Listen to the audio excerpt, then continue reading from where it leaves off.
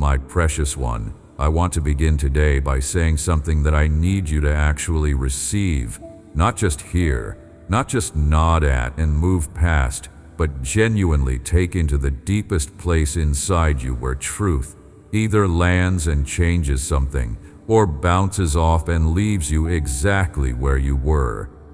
What I want to say is this: you are not a person who was made to give up. You were made for something far greater than defeat.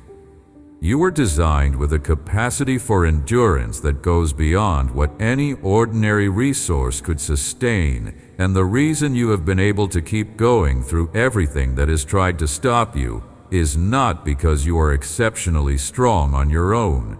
It is because I am in you, and I do not abandon the work I begin.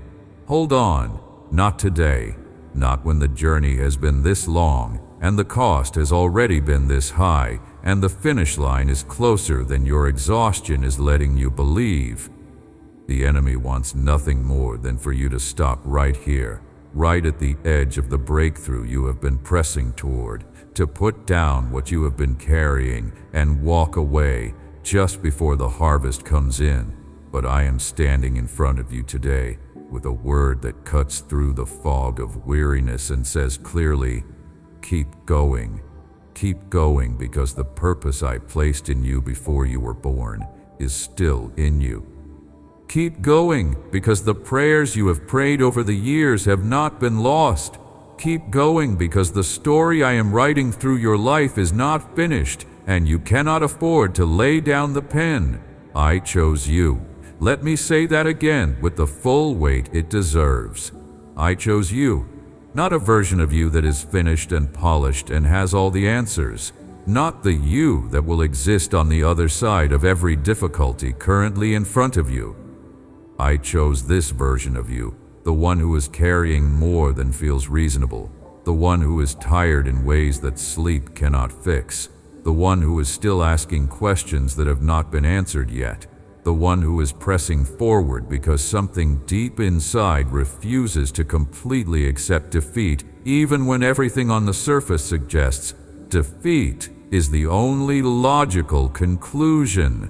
That is the you I chose, and choosing you was not a mistake. It was not a decision I made with incomplete information that I am now regretting in light of the full picture. I made it with full knowledge of everything that would come, and I stand by it completely. Your name is written in my book, not as a footnote, not as a casual entry. It is written with the care and intentionality of a father who knew every detail of the child he was creating before the child took its first breath. I knew you in the place before time gave language to knowing. I knew the gift structure I was placing inside you, the specific combination of capacities and sensitivities and depths that make you distinctly you. I knew the territory I was sending you into. I knew the people whose lives would be marked by yours, not because you are the most impressive person who ever walked the earth, but because you carry a specific key that fits a specific door that only you can open. And I knew all of this before you ever had the chance to prove or disprove anything about yourself. So when you look at the current state of your life and you feel the gap between where you are and where you thought you would be by now, I need you to hear me on this. That gap is not evidence of failure. It is evidence of process, and process is not the absence of progress. It is the kind of progress that happens underground, where seeds become roots before they become visible growth. The growth has been happening. You have been growing in ways that are not yet visible in your external circumstances, in ways that are happening in the interior landscape of your character, your faith, your capacity to carry more than you ever could before. And that interior growth is the prerequisite for what is coming. You cannot hold what is coming without first being built to contain it. The perseverance you have shown in this season is not wasted. I want to address this directly because the enemy works very hard to convince you that the long seasons of pressing forward without visible results are simply years lost to struggle with nothing to show for it. That is one of his most effective and most dishonest tools. The truth is that every day of faithful pressing forward, even when the pressing forward was quiet and unspectacular and no one was watching, and it produced nothing immediately visible, every single one of those days was building something in you that cannot be built any other way. Endurance is not a characteristic that can be given to you as a gift. It has to be formed through the actual experience of enduring. Patience cannot be downloaded. It is grown through the lived reality of waiting. Faith that holds in the storm is not the same as faith that has never been in the storm. You have been in the storm, and what is being formed in you through that experience is going to carry you and carry others through you for the rest of your life. Let me go back even further to the place before you were formed in your mother's womb, before your parents met, before any of the circumstances that shaped your particular life had taken shape. In that place, in the eternal reality that precedes all of time, I was already thinking about you. The love I have for you didn't begin when you first reached out to me. It didn't begin when you first heard my name. It was there before any of that. A settled and certain love that was determined before the creation had its first morning. A love that has been pursuing you through every chapter of your story, including the ones you are most embarrassed about, the ones you have hidden from every other human eye, the ones you have barely been willing to look at yourself. There has never been a moment when that love was absent. There has never been a season when it withdrew. Even in the seasons when I seemed silent, when the distance felt unbearable, when you genuinely wondered whether I was listening, I was there. Present in ways that were hidden from your sight, but not absent from reality. Your doubts have not driven me away. This matters because I know the doubt has been real. Not manufactured doubt, not casual philosophical questioning, but the raw and genuine doubt that comes from having prayed and believed and pressed forward and then watched things not work out the way you asked them to. The doubt that comes from loss that does not make sense. The doubt that comes from watching good people suffer and wondering where I am in any of it. I understand that doubt. I am not frightened by it, not put off by it, not withdrawing from you because of it. Doubt that comes from genuine engagement with real experience is not the opposite of faith. It is the wrestling match that faith sometimes needs to go through in order to become something deeper than certainty based on easy circumstances. Faith that can stand in the doubt, that can say, even when I cannot feel you, I choose to believe you are there, is the kind of faith that reshapes the world. That is the faith being built in you. I see what you carry into every day that you show up. I see the weight on your shoulders when you rise. I see the thoughts that circle before your feet touch the floor. I see the private conversation you have with yourself about whether today will be different, whether something will shift, whether the particular pressure you are under will ease at all. And then I see you get up anyway. I see you engage with your life anyway. I see you show up in your relationships and your responsibilities and your commitments, even when showing up costs you something that you are not sure you have left to spend. And I want to say clearly, what I see when I watch that is not weakness. It is bravery of the most genuine kind, the kind that does not announce itself, the kind that does not require an audience, the kind that just keeps going because something inside refuses to accept that giving up is the answer. You are braver than you believe. I need you to sit with that, because there is a voice in your head that has a running list of all the ways you have failed to live up to some standard of courage, all the times you chose the less hard road when a harder one might have been more right, all the moments of fear that felt like weakness, and that voice is not an accurate narrator.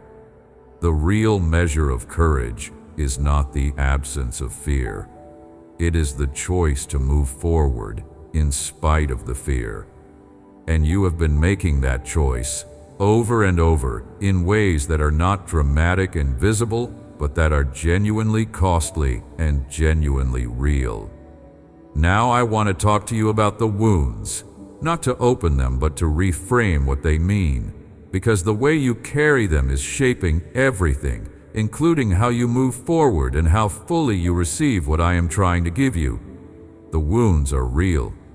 I am not dismissing the reality of what happened, of what was said or done or left undone, of the ways you were broken by experiences that should not have broken you, by people who should have protected you, by circumstances that were genuinely unfair. I am not asking you to manufacture a peace about that. Real pain deserves to be acknowledged as real pain. But what I want to offer you is a new way of understanding what those wounds have produced. Because in my hands, in the hands of a God who redeems and restores, nothing is wasted.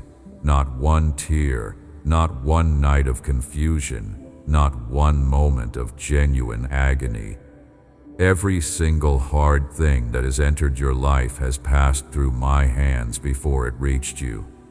Not because I orchestrated the harm, not because I sent the betrayal or the loss or the failure your way as punishment or as some kind of test with no concern for the cost, but because I am the one who can take what was intended to destroy you and use it to build you into something that the untested version of you could never have been. Your wounds carry information that no other education could give. They gave you access to depths of compassion that comfortable people simply do not have. They gave you a fluency in the language of human pain that will make you capable of reaching people who need exactly what you carry. The marks of survival on you are not your story. They are your proof. Proof that you went into something that tried to end you and you came out the other side. Proof that the love I have for you does not depend on whether life cooperates with your plans. Proof that purpose is more stubborn than pain, that the calling I placed on your life is more durable than the things that tried to silence it. The fear that has been operating underneath so much of what you feel. Not the surface fears, the practical ones with specific names and shapes, but the deeper fear that runs beneath all of them. The fear that at some level you are not actually enough, that the people who have left have seen something real in you that justified their leaving. That the closed doors were closed because you genuinely were not qualified to walk through them. That the prayers that went unanswered because something about you failed to meet the criteria. That the gap between the life you were meant to have and the life you have been living is somehow a measure of your fundamental inadequacy. That fear is not from me. That fear is the enemy's most persistent and most personal attack because it targets not just your circumstances, but your identity. And identity is the battlefield that matters most, because how you see yourself determines how you move, what you reach for, what you believe you deserve, how fully you receive what I am trying to give you.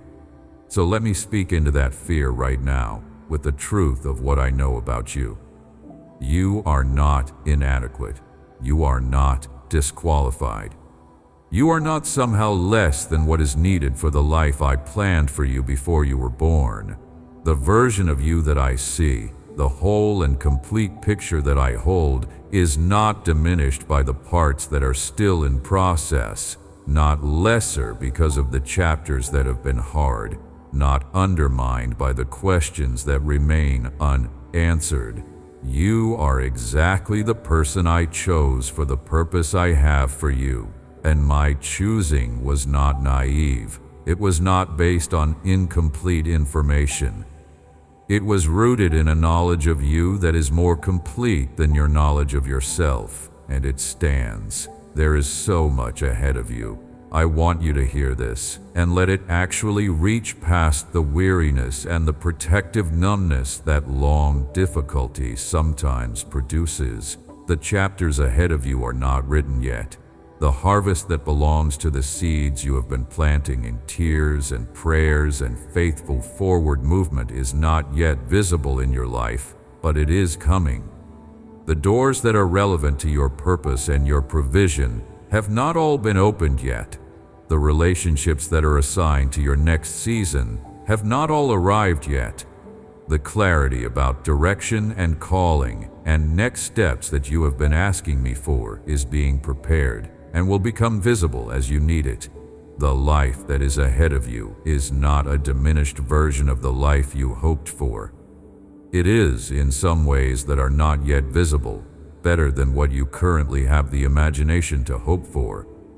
I am your provider, not as a concept, not as a theological category, but as a living present reality in your specific life.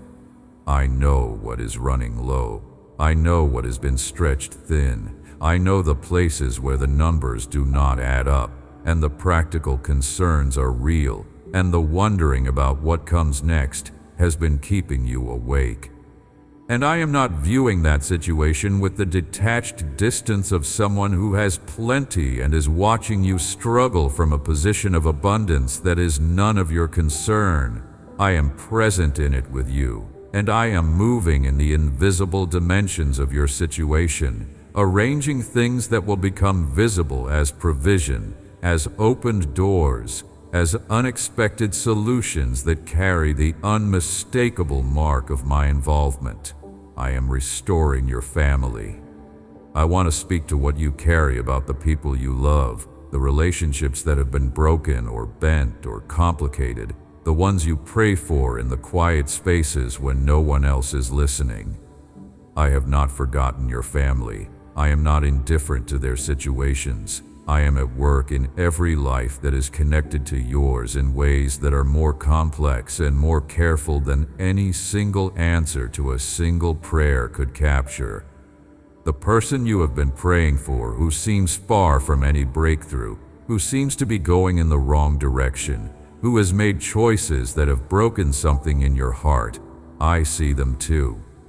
I love them too, and my love for them is working in their life in ways that are not yet visible. Keep praying for them. Do not let the length of the waiting convince you that the praying is not working. Prayer is not a transaction where a certain amount of input produces a guaranteed and timely output. Prayer is a participation in the work I am doing, an alignment of your will with mine, a way of maintaining the connection that keeps you in the flow of what I am doing in and around the people you love. Every prayer you have prayed for your family has reached me, every single one, and I am weaving the answers into the fabric of events in ways that will, in time, become undeniably clear.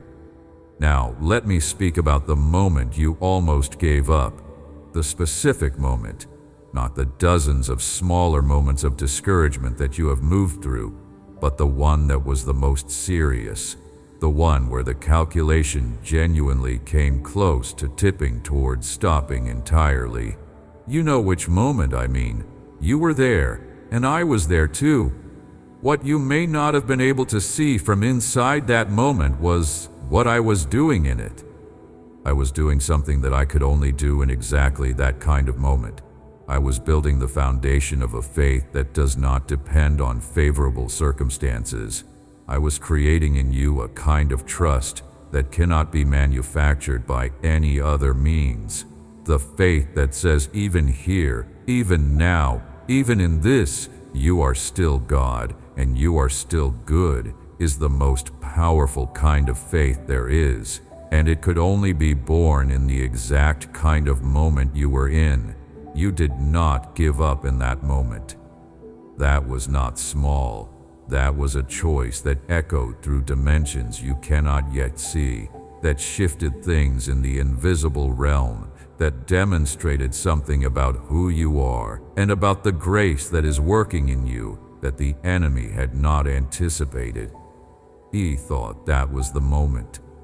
He was wrong, and the fact that you are still here, still listening, still reaching, is the proof that he miscalculated. You are still standing, and I am still with you. Let me now speak directly to the practical concerns, the ones that feel less spiritual and more immediate and more urgent: the financial pressure, the health worry, the relational strain, the professional uncertainty, the question of direction that is still sitting unanswered. I am not asking you to pretend these things are not real. They are real. They are specific and they have weight, but I want to offer you a perspective shift on them that I think will help you carry them differently. None of these situations are outside the scope of my ability to address. None of them is a problem that is too complex for the one who created the universe to navigate. None of them represents a limit that my love for you cannot reach past. Every single practical concern you have is fully within my awareness and fully within my capacity to address, and addressing them is something I am actively working on in the specific details of your specific life right now.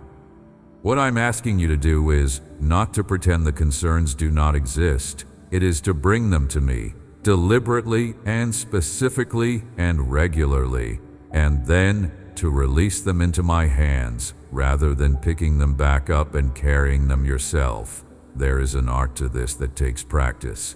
The prayer that releases a burden and then immediately picks it back up again, that is not a failure of faith. It is a normal part of learning to trust, and I am patient with the learning. I am not frustrated by the repeated bringing. I do not experience it as an indication that you did not really mean the release the first time.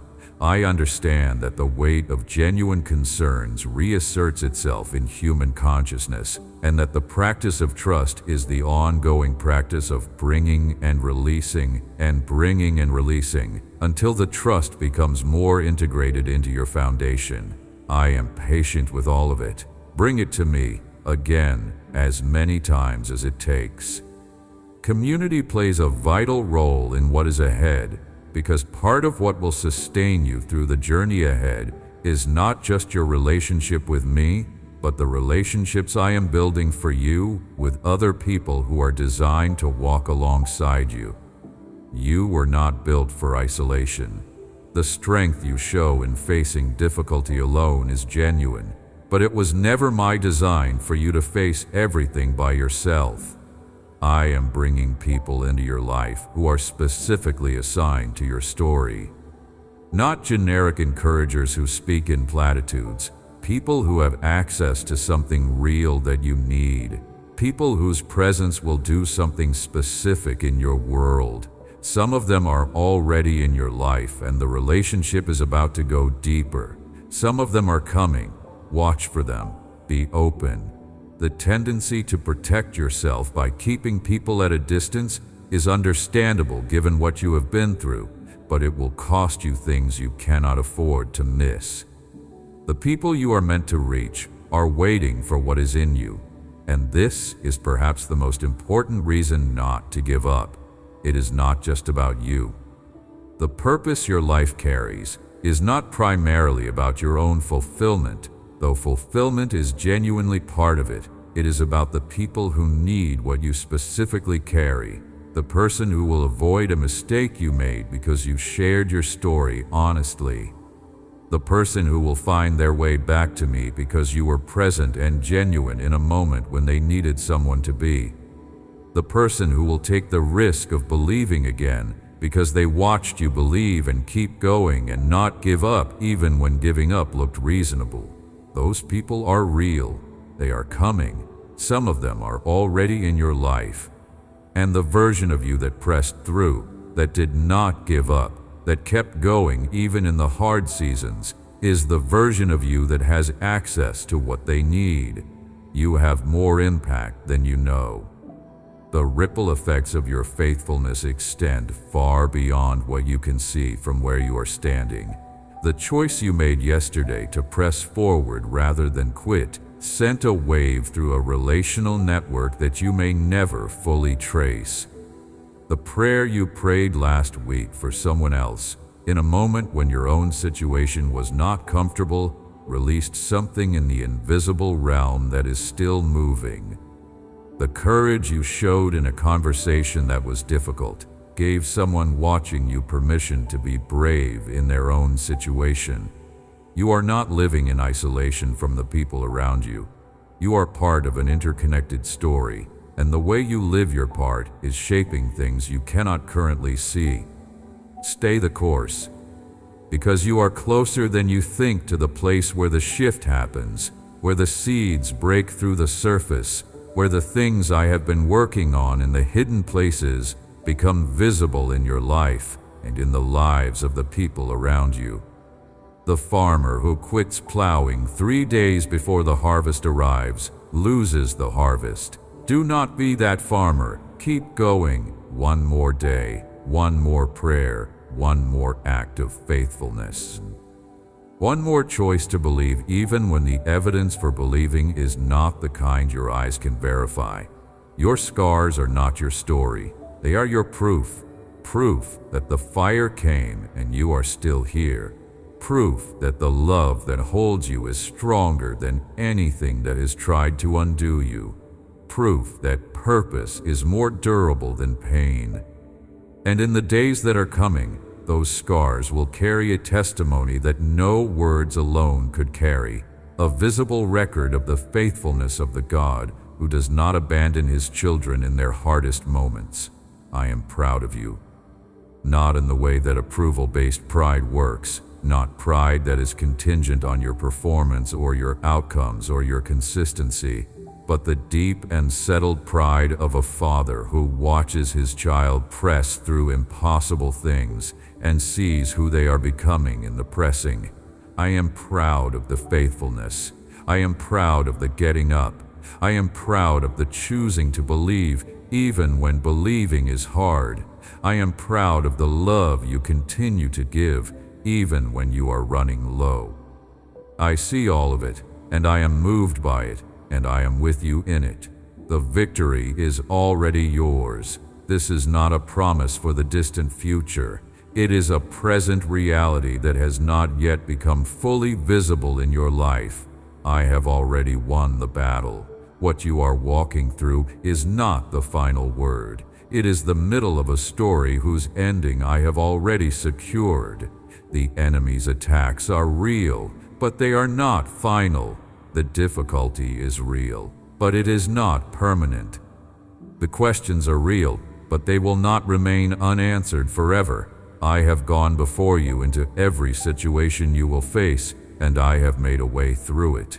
And what you experience as the struggle of pressing forward is actually the experience of walking through a prepared path in territory that has already been won. Keep your eyes on me, not on the circumstances, not on what the circumstances seem to imply about what is possible or impossible, not on the track record of previous attempts that did not produce the result you were hoping for, not on the voices around you that are invested in the story of limitation because limitation is all they know. Keep your eyes on me, on my faithfulness, on my track record through the full history of your life, including all the chapters before this one where I brought you through things that felt unsurvivable. On the character of the God who loves you, who has been faithful every single time you needed him, even when you could not feel his presence, who does not abandon his children in the middle of the process. I am not finished with you. The assignment is not complete. The story is not at its end. And the days ahead carry a weight of possibility that the difficulty of the current moment is not equipped to erase. No matter how heavy the current moment feels, stand up, keep going. Believe one more time, trust me with what you cannot see, and watch what I do with the faithfulness you have been offering me through this long and costly season. The harvest is coming. The breakthrough is nearer than it appears. The new chapter is ready to open, and I am here, steady and faithful and completely invested in your story, walking with you through every step that leads to it. Let me take a moment to speak to the part of you that has been keeping score. The internal ledger where you track every unanswered prayer, every expectation that did not materialize, every promise that seems to have been made to other people while your situation remained unchanged. I understand why that ledger exists. When you have hoped for something genuinely and the hoping did not produce the result, the mind creates an accord as a form of protection, a way of managing future disappointment by remembering past ones. But that ledger is costing you something significant.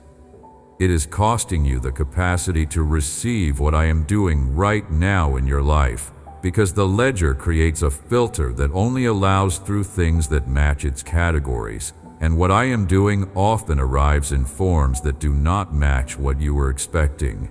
Put down the ledger, not because the record is false, not because the unanswered prayers were not real, not because the disappointments did not happen, but because the ledger is keeping you in conversation with what was, instead of in openness to what is and what is coming.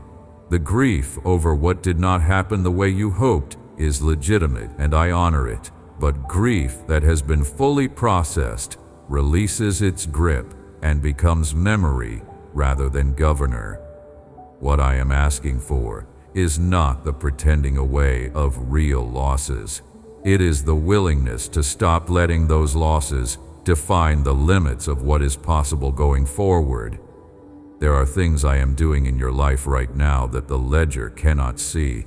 There are answers being assembled in forms you did not request because the forms you requested were not actually the best containers for what you needed.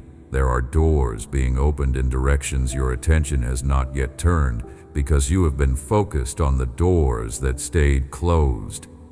There are people already positioned in your path who are going to do something significant in your story. People you have not yet met, or people you know, but have not yet understood the significance of. The activity in your life is far greater than what is currently visible to you, and if you could see what I see, from the perspective that holds the full picture rather than the chapter-by-chapter view that human perception is limited to, you would not be worried. You would be in awe. There is a kind of exhaustion worth addressing now, the specific kind that comes not from a single hard day, but from a long accumulation of hard days, the kind that settles into the bones and does not respond to a single night of rest, the kind that is present even in the moments when circumstances are not immediately demanding. That fatigue is real, and I acknowledge it fully. You have been running a long race, and the kind of tired you feel is the kind that a long race produces. But here's what I want you to know about where you are in the race. You are not at the beginning, where everything still requires the freshest energy.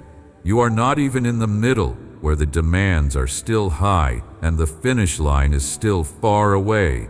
You are in the late stages, where the finish line is closer than it looks from the angle you are viewing it at.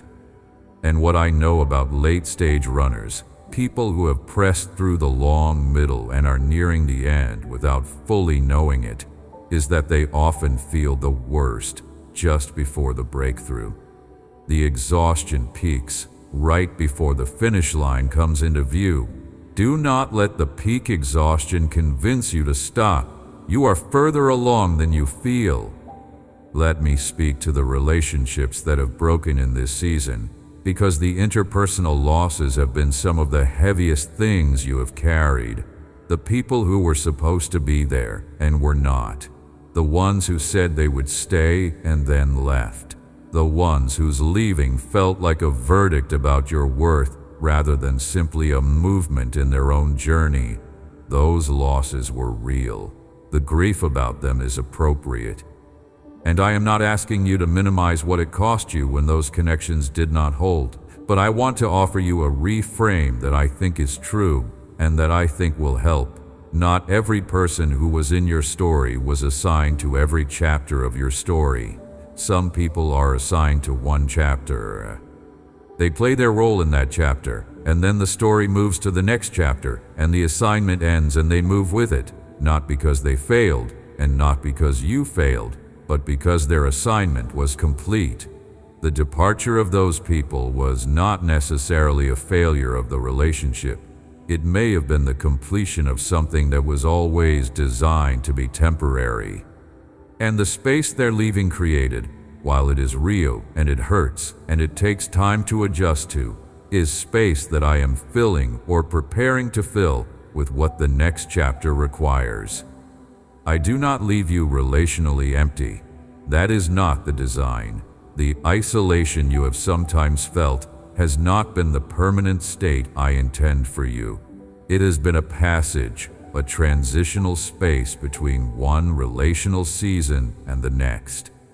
And the relationships that are coming into your life, the ones that are assigned to the chapters ahead, will carry a depth and a mutual recognition that grows in proportion to the depth that this season has developed in you. You cannot have those relationships before you have the depth to receive them. The depth is being formed right now, and the relationships will come. Something needs to be said specifically about the area of your life where you have felt the most stuck, the thing that has not moved no matter how much you have tried to move it, the place where the wall has seemed most solid and most immovable. I want you to know that my ability to move things is not limited by how long they have been stuck. What is stuck to your observation is not stuck to mine. What appears immovable from inside your experience is in motion in the invisible dimension, being worked on with a patience and a precision that time itself cannot rush, but that will become visible exactly when it needs to. The stubbornness of what has not yet moved is not evidence that it will not move. It is often evidence that what is being prepared on the other side of the movement is significant enough to require this particular length of preparation. Trust my timing. I know that is the hardest thing I could ask in a season of long waiting. Trust my timing when everything in you is screaming that the time has already been too long, that there should have been movement by now, that the waiting is producing diminishing returns and beginning to look less like preparation and more like abandonment. I hear all of that. And I'm asking anyway, because my timing is always right, even when it does not look right from inside the human experience of it, because what I am building always requires exactly the time it takes, and because the thing I am building for you is worth the wait. Even if you cannot yet see it clearly enough to believe that it is, stand firm, not at the stuck place, not at the place where the wall has been solid the longest, not at the place where the evidence for breakthrough is the thinnest. Those are exactly the places where the breakthrough happens when it comes, because the breakthrough happens at the thinnest place in the resistance. And the fact that resistance has been the longest and the most stubborn in that particular area is often the indicator that what is on the other side of it is the most significant thing I have been preparing. Press into the hard place. Trust me in the stuck place. Keep showing up at the wall, not with your own strength to break it down, but with your faith, your prayer, your persistence, your refusal to accept that the wall is final. I want to talk about your identity one more time, because I don't want to move past it without pressing on it thoroughly. The most important thing I can change in your life is not your circumstances. It is how you see yourself, because how you see yourself determines how you engage with everything else. The person who knows who they are in me walks through the same difficult circumstances as the person who does not, but they walk through them differently. They bring different resources to the challenges. They interpret the setbacks differently. They recover differently. They receive encouragement differently. They access the kingdom differently. Identity is the most foundational thing, and the enemy knows this, which is why so much of his sustained strategy has been aimed directly at yours. Let me tell you who you are, slowly and deliberately, in a way that I want you to take in, word by word. You are a child of the living God. That is your primary identity, above every other label that has ever been attached to you, above your occupation, your family role, your history, your nationality, your failure record, your success record. Child of the living God. That is what you are first, and most essentially. And children of the living God are not forgotten, not abandoned, not left to face impossible things alone, not denied the provision they need, not destined for defeat. You are an heir. The inheritance of the kingdom is yours, not because you earned it, but because you are a child of the King. You do not have to perform your way into inheritance. Inheritance is received, not achieved. The provision, the protection, the access, the authority, the resources of the kingdom are yours by birthright, not by performance. You live in a world that conditions you to believe that what you receive is proportional to what you produce, and that conditioning runs so deep that it shapes how you relate to me. But the kingdom does not work that way. The kingdom flows from a father to his children because he loves them and because it is his pleasure to give them the kingdom. It is his pleasure to give you the kingdom. Let that settle. You are called. The specific calling I have placed on your life is not a burden that weighs on you from the outside. It is something woven into your very nature, something you are already carrying, something that your heart already knows even when your mind is uncertain. The confusion about direction and purpose that you sometimes feel is not the absence of calling. It is the enemy's smoke that makes it hard to see clearly what is already there. The calling is real, the assignment is specific, and the grace to fulfill it is not something you have to achieve. It is something you grow into as you step forward, and it arrives in proportion to the stepping.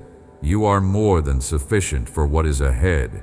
I would not call you to something that exceeds my ability to equip you for it.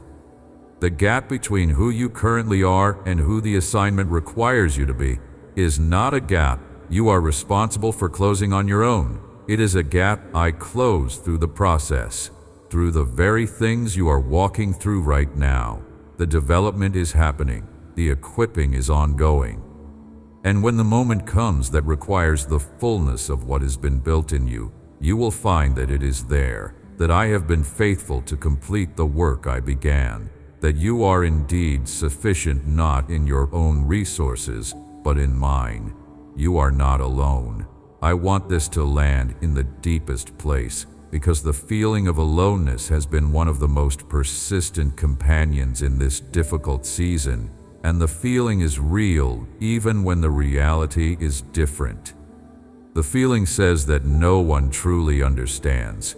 No one is truly with you in the deepest place of what you are carrying, and that the God who is supposed to be present is somewhere at a comfortable distance, watching, but not actually inside the weight with you.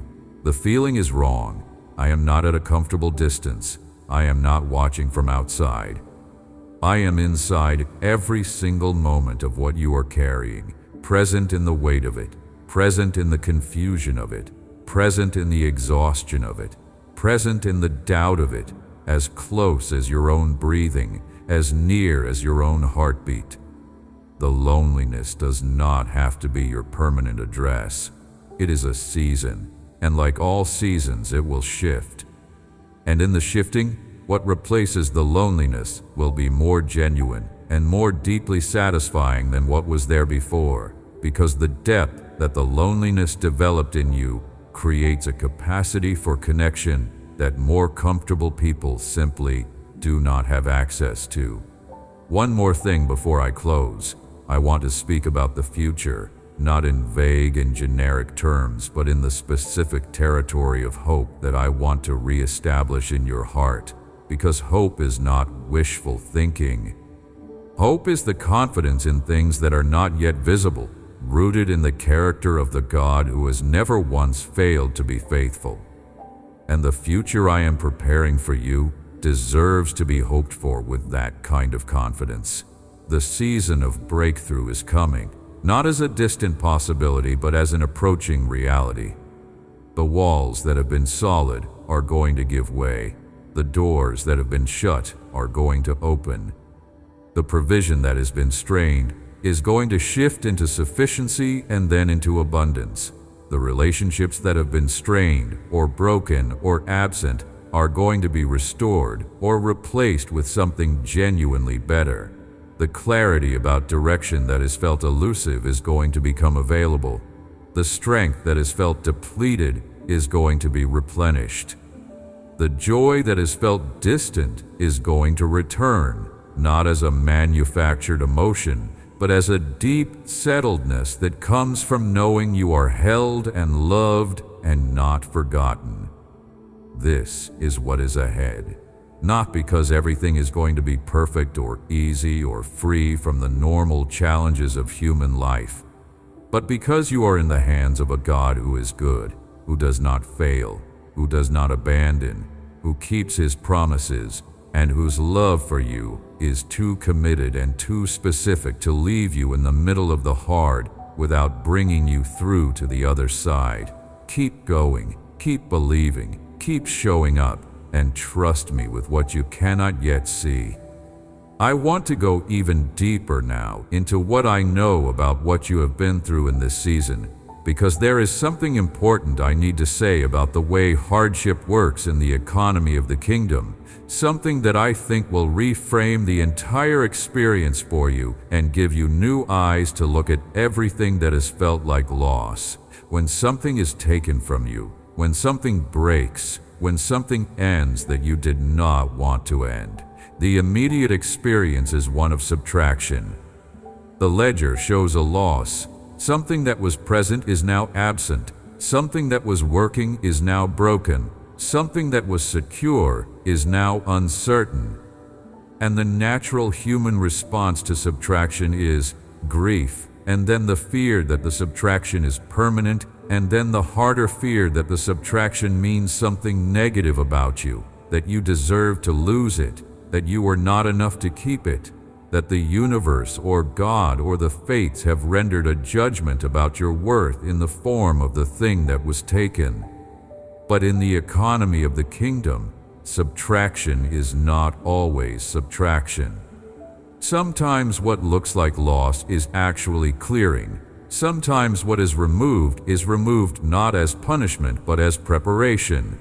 Sometimes the thing that broke needed to break, not because it was bad, but because it was not built for what is coming, because the future requires something structurally different than what the past provided, because the new wine cannot go into old wineskins, and I have new wine prepared for you.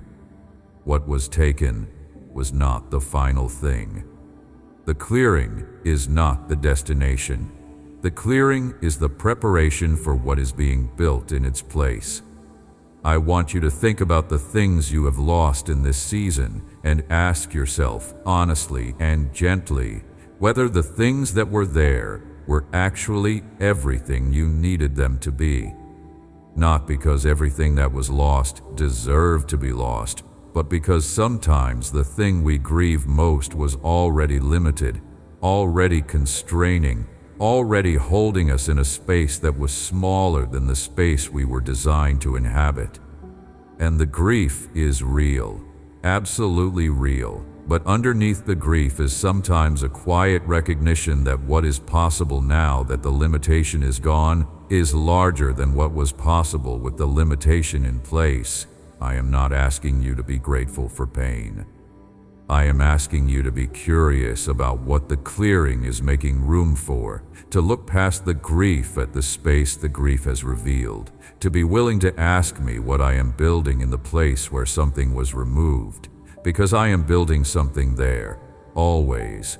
I do not create vacancies without having an intention for the space. The empty places in your life are not evidence of my indifference. They are construction sites. Let me be even more specific. I know the thing you are holding right now as you listen to these words, the specific grief, the specific uncertainty, the specific prayer that seems to have no answer. I know what it is. I know how long you have been carrying it. I know what it has cost you to keep carrying it with as much grace as you have managed to carry it. And I want to say something directly into it, not around it, not in general terms that apply to someone else's situation, but into yours. What you are carrying is not bigger than me. The specific and named thing that feels like it might actually break you if it does not resolve soon, the thing that you have brought to me so many times that you are almost embarrassed to bring it again, that thing is not outside the scope of my ability to address. It is not a situation that exceeds my capacity to work in. It is not a problem for which there is no solution in me. It is not a prayer that has been filed away unanswered because of some inadequacy in you or some limitation in my willingness to respond. It is a situation I am actively working in the full dimension of my power and my love, and the response is coming. Do not stop bringing it to me. Do not let the length of the wait convince you that I am not listening or not working. Some things take longer, not because I am withholding, but because the full answer requires a complexity of preparation that cannot be rushed without compromising the quality of the result. A house that is built in 3 days cannot be trusted to hold in the same way as a house that is built carefully over the right amount of time. I am building something in your situation that is designed to hold, designed to last, designed to carry not just you, but the people who will need what your story produces. The time it is taking is not waste. It is investment, and in the waiting, I am not leaving you without provision for the waiting itself. I am with you in it. The peace that passes understanding, the kind that makes no sense given the circumstances you are in, that peace is available to you right now. It is not a reward for having successfully resolved the anxiety. It is a gift I give in the middle of the circumstances that would otherwise produce anxiety, as evidence that my presence is real and that I am with you in the middle and not just at the end. Receive the peace. It is offered right now, in this moment, not as a feeling you generate but as a gift you receive. Let the anxious circling of your thoughts slow down just enough to feel the presence that is already with you, that has been with you through this entire season, that is not going anywhere. I want to speak about courage now, in a different dimension than the courage I mentioned earlier. Not just the courage of pressing forward when you are tired, but the courage of believing big things about your future when the evidence in the present does not obviously support them. This is perhaps the most demanding kind of courage, the courage of the imagination, the willingness to hold in your mind and heart a picture of a future that is genuinely good, genuinely abundant, genuinely full of the things your heart most longs for, in the face of present circumstances that do not yet reflect that picture. The imagination is a spiritual faculty. What you can genuinely envision, rooted in faith and not just wishful thinking, has a shaping effect on what you are able to receive and how you are able to move toward it. The person who cannot imagine a genuinely good future has a much harder time participating in the preparation for that future, because the preparation requires steps toward something that is not yet visible. If you cannot hold the image of it, you will not recognize the steps that lead to it. Give yourself permission to imagine a genuinely good future, not a perfect future, not a utopia free from all difficulty, but a future where the things that matter most to you are present and working, where the relationships are genuine and life-giving, where the provision is sufficient and often more than sufficient, where the purpose is clear and the contribution is meaningful, where the peace is real and the joy has depth, where the hard things of this season are in the past and what they built in you is visible in the life you are now living. Give yourself permission to see that, to hold it, to let it be what you are walking toward, because you will walk toward what you can see, and I want to help you see it. Let me speak now about the way forward, the practical geography of the next steps, because I know that spiritual encouragement without any sense of direction can feel good in the moment and leave you in the same place when it fades. I am not going to give you a specific step-by-step plan right now, not because I do not have one, but because the specific steps need to be walked out in the specific context of your life with the guidance of my Spirit, and that guidance is available to you in real time as you need it. But I can tell you the general direction. Move toward, not away from. Move toward the people you love, even when love is risky. Move toward the calling, even when the calling is unclear and the path is not fully lit. Move toward me, even when the approach feels uncertain or halting or inadequate. Moving toward something, even imperfectly, even slowly, even with a lot of stumbling along the way, produces forward progress. Moving away from the risky things, away from the uncertain things, away from the places where failure is possible, produces safety that gradually becomes a smaller and smaller box, a life that is technically safe, but that never reaches the territory where the purpose lives. Move toward. Let the love be risky.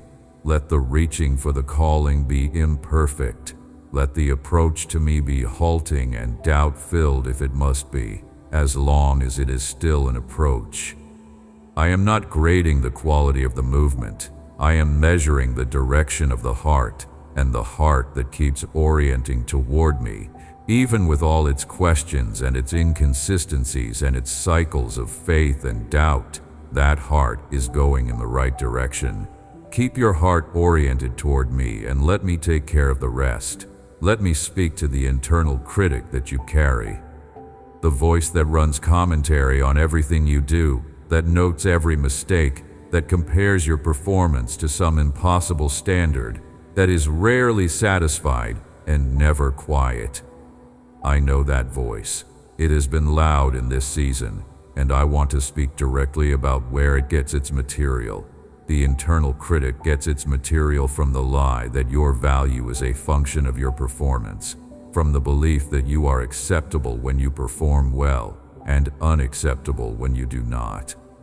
From the internalized voices of people who treated you as though your worth was conditional on your usefulness, or your achievement, or your compliance. From a theology that emphasizes my judgment more than my love, and produces a relationship with me that is fundamentally anxious rather than fundamentally secure. All of that material is false, and the critic that is built from false material is not a voice of genuine wisdom. It is a voice of wound. You can begin to practice not believing it, not arguing with it, not trying to silence it through performance, but simply recognizing it as the wound speaking and choosing to respond to it with what I actually say. When the critic says, "You're not enough," I say you are chosen. When the critic says you have made too many mistakes, I say my grace is more than sufficient. When the critic says you are unworthy of the good things ahead, I say you are an heir of the kingdom, and the good things ahead belong to you, not because you earned them, but because you are mine. Let the critics speak, and let my voice be louder. Practice this until it becomes more natural than what currently feels natural. I am reshaping you, not to make you more like someone else's version of what you should be. To make you more fully yourself, the truest and most whole version of the person I created. The pruning I have been doing in this season has been the removal of things that were not you. things that attach themselves to your identity from outside sources, things that limited you and bent you away from your actual design. What is emerging through the process, what is becoming visible as the pruning removes what was not genuinely you, is the person I had in mind from the beginning.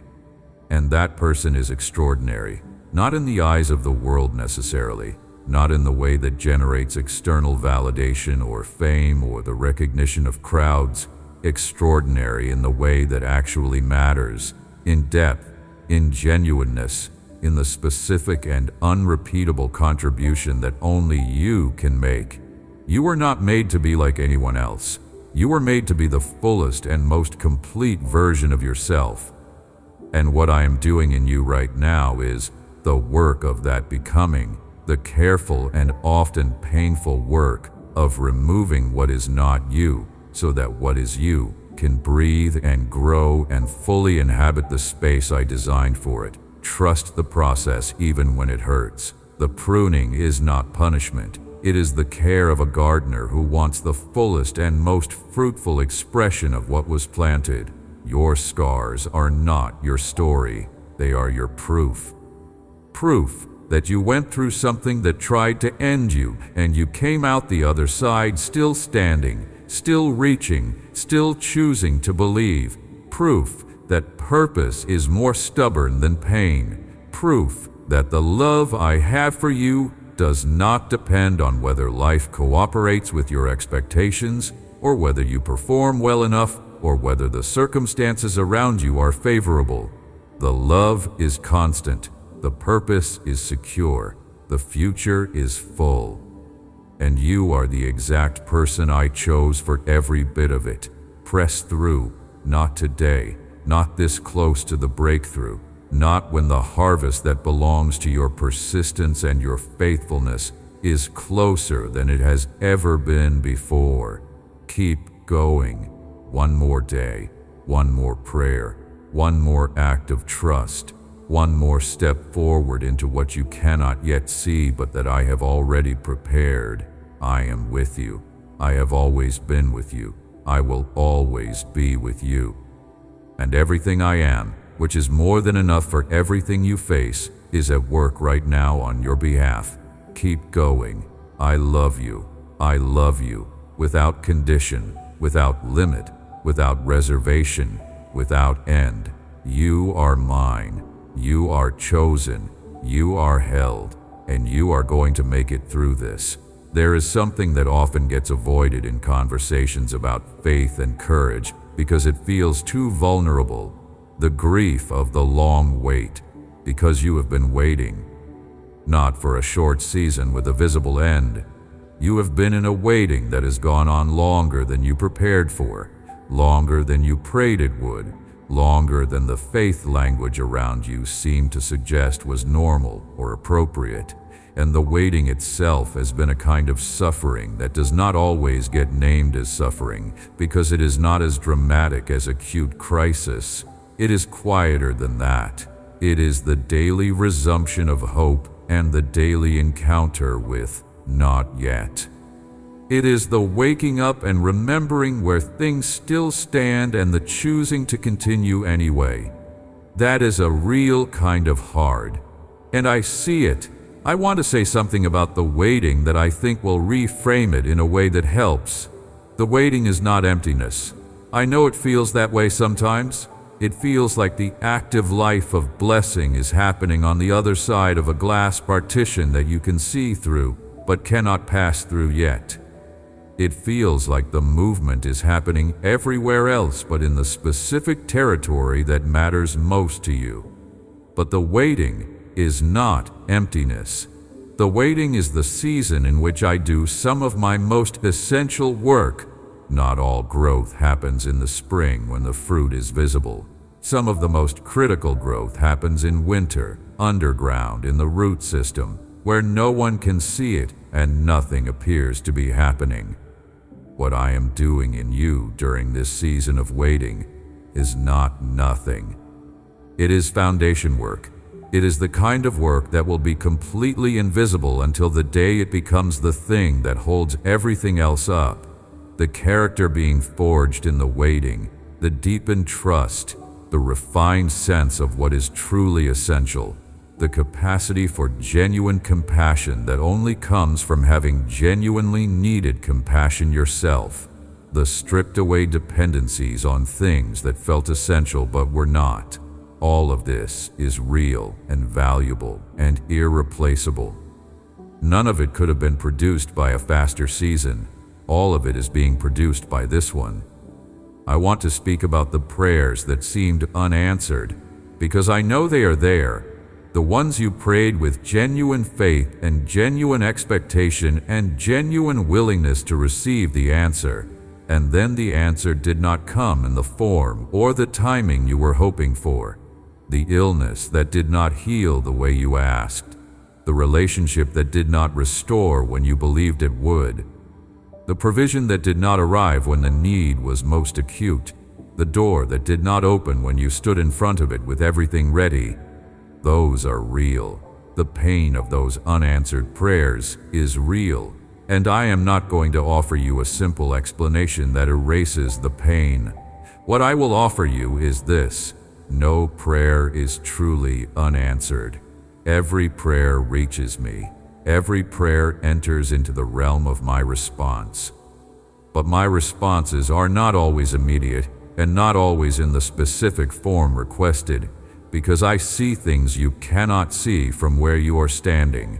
I see the implications of every possible answer. I see the connections between this situation and that situation, the way that an answer here affects the landscape there, the way that timing matters not just for the immediate situation, but for the whole arc of the story I am writing through your life. What looked like unanswered was often differently timed than requested. What looked like no was often not yet, or not this, but something better, or not this, because what is actually coming is more than what was asked for.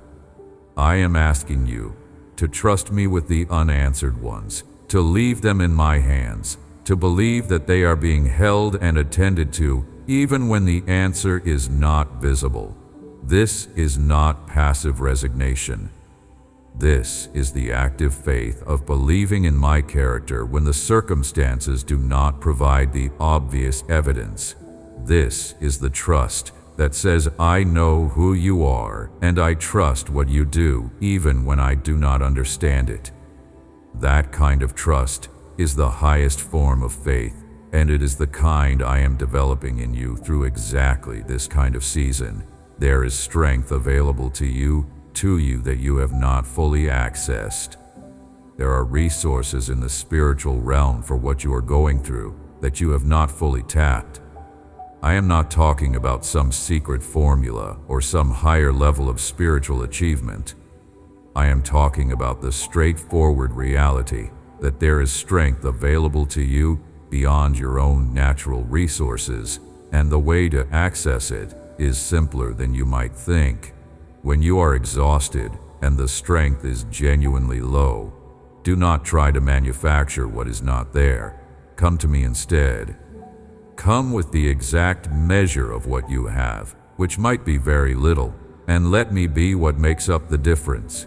My grace is sufficient, not in the sense that it makes everything comfortable or removes the hard thing, in the sense that there is enough grace available for exactly what is in front of you, provided one moment at a time, renewed one day at a time, exactly sufficient for the specific demands of the specific day you are in. The exchange I am inviting you into is, give me your weakness and receive my strength. Not as a transaction where you trade one thing for another, but as the natural operation of a relationship where the greater one in the relationship carries the things that are beyond the capacity of the lesser. You are not meant to carry what you have been carrying by yourself. Some of what is pressing on you was never supposed to be on your shoulders.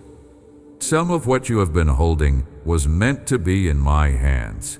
The invitation is to release what is beyond your capacity to carry and to take up instead what I am giving. which is not the heavy burden of managing outcomes you cannot control, but the lighter yoke of faithfulness within your actual sphere, trust for everything outside it, and my strength for everything that faithfulness requires. Let me also speak about the forgiveness that still needs to happen, not as a rebuke, but as an invitation, because I know that carrying unforgiveness is costing you things you cannot afford. There are people in your story who wronged you. Some of them have never acknowledged it. Some of them may never acknowledge it. Some of them may not be in your life anymore, and the opportunity for direct reconciliation may not exist. And yet the wound is still present. The record is still being kept in some chamber of your heart, and the ongoing cost of maintaining the case against them is extracting something from you that you need for the journey forward. Forgiveness does not mean the wrong was acceptable. It does not mean it did not hurt. It does not mean you are required to re-enter a relationship that was damaging. It does not mean you forget what happened or pretend it was not real. Forgiveness is the decision to release the debt, to stop requiring from the person something they cannot give you, the perfect acknowledgement, the perfect apology, the restoration of exactly what was lost, to give me the record and trust that justice belongs to me, to free yourself from the position of record keeper because you were never meant to be the judge. The freedom on the other side of forgiveness is real. I have watched people who have carried decades of unforgiveness put it down, and the change in them is immediate and visible. Something in the posture, something in the eyes, something in the way they move through the world after the release. I am not overstating this. Forgiveness is one of the most powerful acts you can engage in, both for the person who was wronged and for your own interior freedom. Carry forgiveness like a discipline, like a choice you make repeatedly, not once in a dramatic moment, but again and again over time as the feelings of the wound reassert themselves. Because they will. The decision to forgive precedes the feeling of having forgiven. The feeling follows the decision, sometimes quickly, sometimes slowly, sometimes not fully in this lifetime. But the decision, made in your will with my help, is the thing that matters. And I am here to help you make it, and to make it again, and to make it again after that. Now I want to talk about what faithfulness looks like in the season you are in right now, specifically and practically. Because I know the question beneath the question is often this: what am I supposed to actually do with all of this? And I want to answer that as concretely as I can. Be faithful in the small things, not as a consolation prize for not yet having access to the large things, as the actual discipline that builds the character for the large things. The small acts of obedience and care and presence and faithfulness in the specific responsibilities you currently hold are not the waiting room for real life. They are real life. They are the place where the character is being formed that the larger assignments will require. The faithfulness in the small sphere is itself the evidence of readiness for the larger one. Keep praying, even when it feels like nothing is moving. Even when the words feel thin, even when you are going through the motions more than genuinely engaging, the act of continuing to come is itself a form of faithfulness that I honor. I am not requiring your prayers to be eloquent or consistently fervent. I am asking you to keep showing up, to keep bringing yourself, whatever version of yourself you have on any given day, into the place of connection with me. The habit of prayer, maintained through the dry seasons as well as the full ones, builds something in the long run that seasons of easy, warm engagement cannot build. Stay in community. Do not withdraw from the people around you, even when the temptation to isolate is strong. The tendency to retreat when you are struggling is understandable but costly. The people I have placed in your life are not there only to receive from you in your strong seasons. They are there to give to you in your weak ones. Let them. Be honest enough with at least one or two people to let them see what is actually happening in you. Not to burden everyone with everything, but to let the people who are designed to walk with you actually walk with you rather than a presentation of you. Speak hope over your life. The words you speak about yourself and your situation and your future have more influence over your internal experience than most people realize. I am not asking you to lie to yourself about the difficulty. I am asking you to choose, even in the presence of the difficulty, to speak what I say about what is possible, to say out loud the truths that your feelings might contest, to declare what I have declared over you, even when the declaration feels more like faith than felt reality. Because that is exactly what faith is, choosing the truth that I speak over the story that circumstances seem to be telling. The relationship between your trials and your testimony, because this is one of the things I most want you to understand about the purpose of hard seasons. The testimony of a person who has walked through something genuinely difficult and found me faithful in the middle of it carries a weight that no other kind of testimony carries. When you speak from inside genuine experience of both the hard and the faithful, people hear it differently than they hear the testimony of someone who has only ever known ease. Your credibility as a witness to my faithfulness is being built right now, in this season, by the fact that you are pressing through it and finding me real. Every person you will ever speak to about faith, every person you will ever encourage through a hard season, every person whose life will be marked by the story you carry, will be reached more effectively because you have been where they are. The long season is not wasted. The hard press is not without purpose. What is being formed in you right now is the content of your future ministry, the substance of your future testimony, the depth of compassion and understanding and credibility that will make you uniquely equipped to reach the people who need exactly what you will carry when you come out of this season. Do not give up. Do not stop. Do not let the length of the waiting convince you that the waiting is the whole story. The harvest is coming. The shift is happening. The new chapter is being prepared, and you are going to be there to live it. I am so proud of you. I want to say that clearly one more time before I close this word. I am proud of the faithfulness you have shown in hard circumstances. I am proud of the love you continue to give when you are running on empty. I am proud of the choosing to believe when believing is the harder option. I am proud of the getting up day after day and engaging with the life in front of you, even when the life in front of you is demanding more than you feel you have. I see all of it, every single day, and I am proud of every single day. You are going to make it through this. You are going to come out of this season carrying something that you could not have carried without it.